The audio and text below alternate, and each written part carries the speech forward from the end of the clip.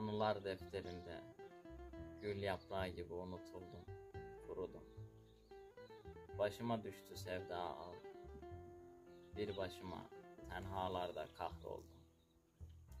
Sen kim bilir, rüzgarla eteklerinle, kim bilir hangi iklimdesin.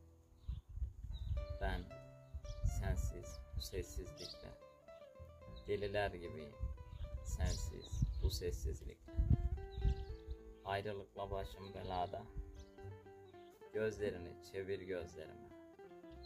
Yoksa ben sensiz bu sessizlikle, deli gibiyim sensiz bu sensizlikle. Bu dünya soğuk, rüzgar genelde ters yöne eser. Limon ağaçları kurur, bahaneler hep hazır.